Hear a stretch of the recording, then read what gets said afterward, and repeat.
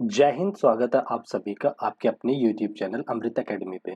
हम लोग CTET paper 2 के लिए और 1 के लिए जो हमारा साइंस और मैथ का सब्जेक्ट है उसको कंप्लीट कर रहे हैं। उस सीरीज में हमने साइंस का चैप्टर कर रहे थे, सॉरी मैथ के चैप्टर में सर्कल चैप्टर कर रहे थे, जिसमें से सर्कल की एक कॉन्सेप्ट की वीडियो हमने कर ली है। आज की इस वीडियो में हम लोग क्वेश्चंस पे बात करेंगे, क्वेश्चंस डिस्कस करेंगे, PYQ क्वेश्चंस जो आए हुए पेपर में है, ठीक है। तो अगर आप लोग ये वीडियो पहली बार देख रहे हैं तो सबसे पहले पहली वाली वीडियो देख लीजिएगा, क्योंकि उसमें हमने सारे कॉन्सेप्ट सिखा रखे हैं, ठीक है। इस वीडियो में हम लोग बहुत सारे क्वेश्चन प्रैक्टिस करेंगे, ठीक है। आज ये हम लोग क्लास को शुरू करते हैं।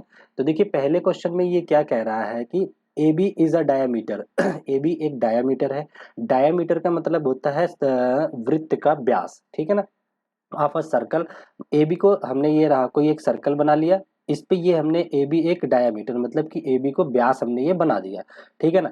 व्यास हमेशा सेंटर से होकर के जाता है, तो ये हमने सेंटर बना दिया, ठीक है। उसके बाद क्या कह रहा है, and A B C D is a cyclic quadrilateral. देखिए ए बी सी डी एक साइक्लिक क्वाड्रिलेटरल है। इसका क्या मतलब कहना चाह रहा है, इसका मतलब है कि बी सी डी चारों पॉइंट ऑन दी सर्कल लाई कर रहे हैं। साइक्लिक की प्रॉपर्टी मैंने ऑलरेडी बता रखी है कि साइक्लिक क्वाड्रिलेटरल उन्हें कहा जाता है जिस क्वाड्रिलेटरल के चारों शीर्ष मतलब कि चारों वर्टेक्स सर्कल की परिधि पर होते हैं, उन्हें हम साइक्लिक क्वाड्रिलेटरल बोलते हैं, ठीक है। तो हमने यहाँ पे सी को बना दिया, यहाँ पे डी को बना लिया, ठीक है। ए और बी तो ऑलरेडी इसमें डायमीटर है। अब उसके बाद हमने बी को सी से मिला दिया, सी को डी से मिला दिया और डी को ए से मिला दिया। ये हमारा एक क्वाड्रिलेटरल बन गया। आगे क्या कह रहा है क्वेश्चन देखते हैं। क्वाड्रिलेटरल कह रहा है if angle A C D 40 degree दे रखा है, मतलब ए सी डी 40 दे रखा है, इसका मतलब हमें ए से सी को मिलाना पड़ेगा। ये हमने ए से सी को मिलाया था, मैंने ऑलरेडी डायग्राम बना लिए हैं, ठीक है। अब ये ए सी डी ये वाला जो एंगल है ये है हमारा कितना 40 डिग्री का। ये कोण कितना है 40 डिग्री का है। अब हमसे पूछ रहा है then measurement angle B A D. देखिए बी ए डी कहाँ पे है, बी ए डी मतलब ये पूरा एंगल पूछ रहा है हमसे, ये पूरा क्वाड्रिलेटरल का एक कंप्लीट एंगल ये पूछ रहा है हमसे। तो आ जाइए, मैंने आप लोगों को एक ये सेमी सर्कल की प्रॉपर्टी बता रखी है। वो प्रॉपर्टी क्या कहती है, अगर कोई इस तरह से सर्कल है सॉरी एक सेकेंड, ये इस तरह से कोई सर्कल है जिसका एक डायामीटर है ये, सपोज एक मिनट ये पेन थोड़ा सा दिक्कत कर रही है, कोई नहीं एडजस्ट कीजिएगा, क्वेश्चन अच्छे से समझ में आएगा, ठीक है ना। ये सेंटर से होकर के कोई डायमीटर जा रहा है, रफली फिगर है। अब इस डायमीटर की हेल्प से यहाँ पे कोई सा भी एंगल बनता है सेमी सर्कल का, तो ये 90 डिग्री का बनता है, ठीक है ना।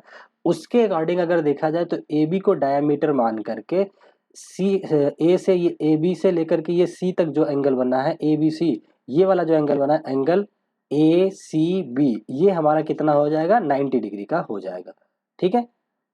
ये हमारा एंगल कितने का हो जाएगा 90 डिग्री का। क्यों, क्योंकि ये सेमी सर्कल का एंगल है।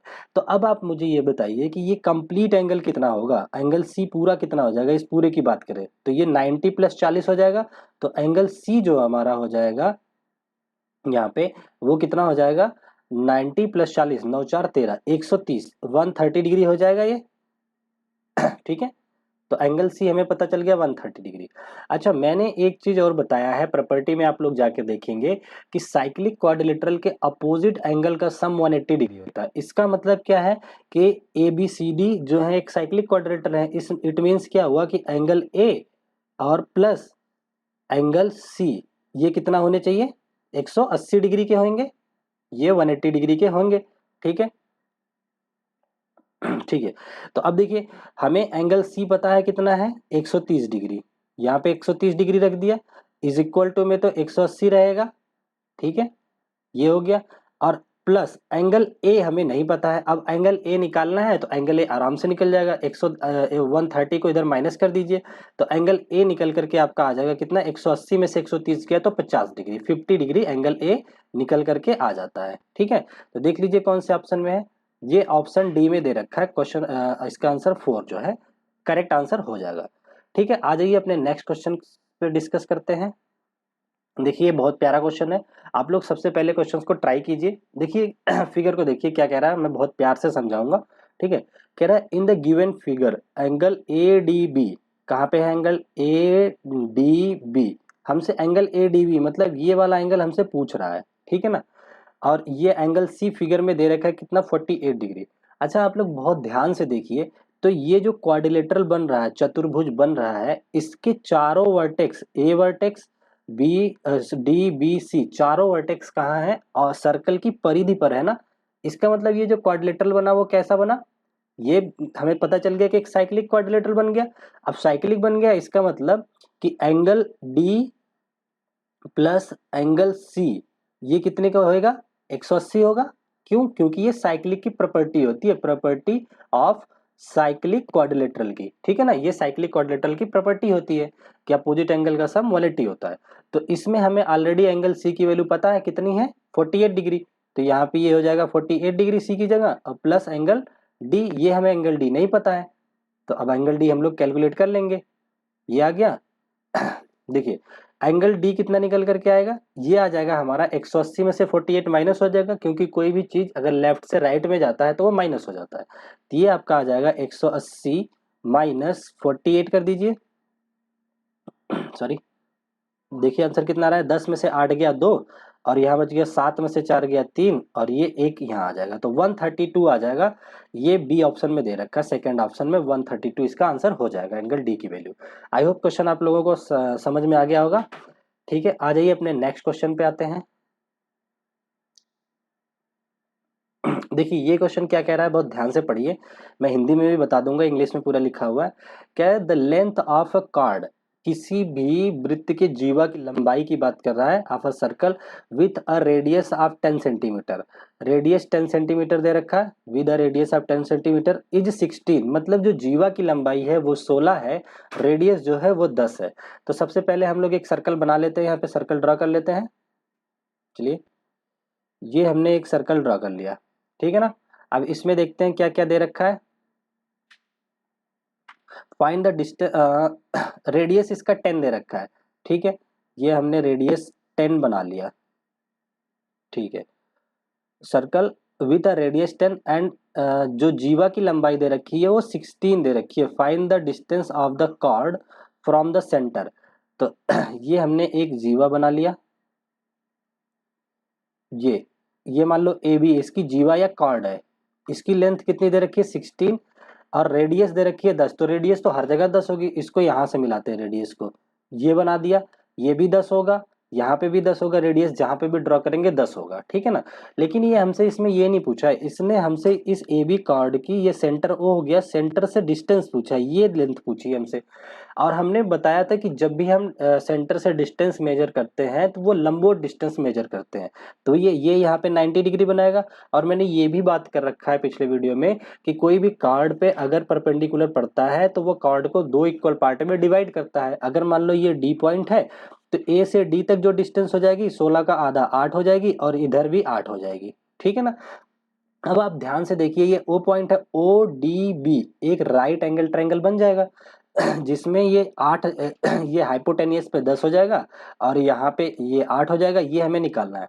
तो हमें ये पता है, अगर हमें ओडी का स्क्वायर निकालना है, तो हम लोग क्या करेंगे, पाइथागोरस क्या करता है, हाइपोटेनियस का स्क्वायर मतलब ओबी का स्क्वायर माइनस कर दीजिए बीडी का स्क्वायर, बी डी का स्क्वायर, ठीक है, ये हो जाएगा। अब यहाँ पे वैल्यू पुट कीजिए, ओबी की वैल्यू कितनी है, 10 का स्क्वायर मतलब 100 हो गया सीधा सीधा, minus B D, B D 8 का स्क्वायर 64 हो जाएगा। अब इसको आप माइनस कीजिए, 100 में से 64 गया तो यहाँ से 10 में से 4 गया तो 6 बच गया, ये 9 में से 6 गया 3, 36 आ गया। ये ओडी, ओडी का स्क्वायर 36 आया, तो ओडी क्या होगा, ये उधर जाकर के रूट लग जाता है, तो ओडी जो आ जाएगा हमारा, ये 36 का रूट अंडर, तो 36 का रूट क्या होता है 6 आ जाता है, ठीक है ना। तो आपका आंसर मिल गया है, कितना आ जाएगा, ओडी की वैल्यू 36 आ जाएगी, ठीक है। आ जाइए, इसको कौन सा आंसर है, ये सी ऑप्शन इसका करेक्ट आंसर हो जाएगा, ठीक है। आई होप ये भी क्वेश्चन आप लोगों को अच्छे से क्लियर हो गया होगा। नेक्स्ट क्वेश्चन पे आ जाते हैं। देखिए ये क्वेश्चन क्या कह रहा है, इसको कैलकुलेट कर लेते हैं हम लोग एक बारी। देखिए कह रहा है इन द गिवन फिगर, ये कोई फिगर दे रखा है आपको, ठीक है। कह रहा है कि angle D E F 50 degree, D E F 50 है, कहाँ पे है, डी ई एफ, ये पूरा एंगल हमें दे रखा है 50 डिग्री, ठीक है, कोई नहीं, ये हमें पता चल गया 50 डिग्री है। अब और क्या कह रहा है, एंड एंगल कोण EGF,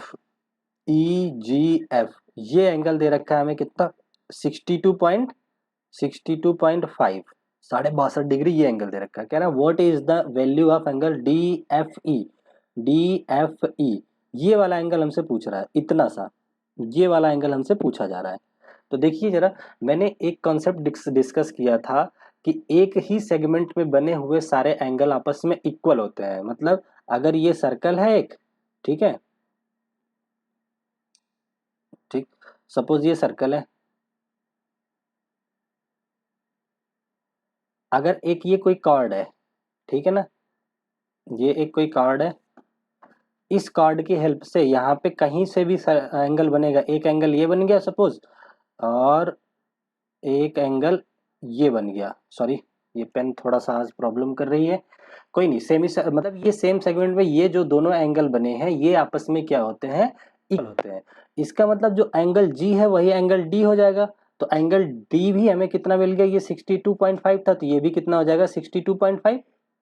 ये भी हमें पता चल गया एंगल D भी कितना 62.5, ठीक है ना। अब इन ट्रायंगल EDF में जरा देखा जाए, EDF में तीनों एंगल का सम कितना होना चाहिए, 180 डिग्री होना चाहिए। तो एंगल इन पहले ट्रायंगल DF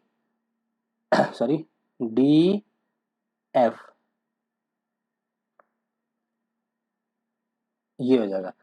तो ट्रायंगल EDF में अगर तीनों एंगल की सम की बात करें, एंगल पेन बहुत ज्यादा दिक्कत कर रही है आज, plus angle D plus angle F, ये तीनों एंगल मिलाकर के कितने होने चाहिए, 180 डिग्री का, ठीक है। ये हमारे हो जाएंगे 180 डिग्री, ठीक है। आप देखिए तीनों एंगल की वैल्यू, इसमें से दो एंगल ऑलरेडी हमें पता है, दो एंगल की वैल्यू यहां पे पुट कीजिए। तो एंगल E कितना हो जाएगा 50, प्लस एंगल D कितना पता चल गया 62 सॉरी पेन बहुत दिक्कत कर रही है, 62.5, ये हो जाएगा 62.5। एंगल F हमें नहीं पता है, ये निकालना है। अब आप 62.5 और 50 को ऐड करके 180 में से माइनस कर दीजिए, तो आपको एंगल F मिल जाएगा। ये निकल करके आ जाएगा आपका 67.5। ये आप लोग कैलकुलेशन कर लीजिएगा, ठीक है ना, जो कि आपको बी ऑप्शन में दे रखा है। ये करेक्ट इसका आंसर हो जाएगा। आ जाइए नेक्स्ट क्वेश्चन को डिस्कस कर लेते हैं। देखिए इस क्वेश्चन में क्या कह रहा है, इन द एबव फिगर, इस डायग्राम में O is the centre of a circle. O क्या है, हमारा सेंटर ऑफ सर्कल है, ठीक है ना। इफ एंगल AOB 110 डिग्री है, AOB ये वाला एंगल हमें 110 दे रखा है, ठीक है। And AOC is right angle, कहाँ पे AOC ये दे रखा है हमें राइट एंगल, मतलब 90 डिग्री, ये 90 है और ये 110 है। Then the measure of angle BAC ये वाला एंगल हमसे पूछा जा रहा है, यहाँ पे जो है BAC की वैल्यू पूछ रहा है। अच्छा आप देखिए, ये 110 है, ये 90 है, तो ये वाला कितना हो जाएगा 360 में से तीनों एंगल का सम 180 होना, सॉरी 360 होना चाहिए, क्योंकि कंप्लीट एंगल 360 होता है। तो देखिए ये हो जाएगा हमारा एंगल, ये वाला BOC जो इतना जो आएगा वो 360 में से 110 प्लस 90 को सब्ट्रैक्ट करके आएगा, ठीक है ना। तो एंगल BOC ये हमारा जो निकल करके आ जाएगा इज इक्वल टू 360 माइनस, 360 में से माइनस कर दीजिए 110 प्लस 90 कितना हो जाएगा 200, ठीक है ना। तो ये हो गया, और बताओ 360 में से 200 चला गया तो बचा कितना 160 बच गया। तो ये वाला एंगल हमारा बच गया कितना 160 डिग्री का। अब हमने आप लोगों से ये बात डिस्कस कर रखी है कि सेंटर पर बना हुआ एंगल जो होता है उसी दोनों शीर्ष पॉइंट से, मतलब उसी आर्क से B और C से ही सेंटर पे बन रहा है, B और C से ही A पे बन रहा है। तो A वाला जो एंगल होता है सेंटर वाले का हाफ होता है। ये प्रॉपर्टी मैंने पिछली वीडियो में अच्छे से एक्सप्लेन की हुई है, ठीक है। तो अब बताइए एंगल A कितना हो जाएगा, हाफ ऑफ एंगल O ये वाले BOC का। तो एंगल A जो निकल करके आ जाएगा ये 160 का आधा हो जाएगा। तो 160 का हाफ करोगे तो कितना आ जाएगा 80 डिग्री इसका आंसर हो जाएगा, जो कि आपको डी ऑप्शन में दे रखा है, ठीक है। ये हो जाएगा इसका आंसर। तो ये अपने पास कुछ क्वेश्चंस थे जिसको हमने डिस्कस कर लिया है, और थोड़ा सा पेन प्रॉब्लम कर रही है, हम लोग नेक्स्ट वीडियो में अब मिलते हैं। ठीक है, आई होप आप लोगों को अच्छे से समझ में आया होगा। अगर आप लोग चैनल पे नए हैं तो सब्सक्राइब कर लीजिए, मैं इस सीरीज को कंप्लीट कराने वाला हूँ। ठीक है, okay, thank you so much, bye bye, take care.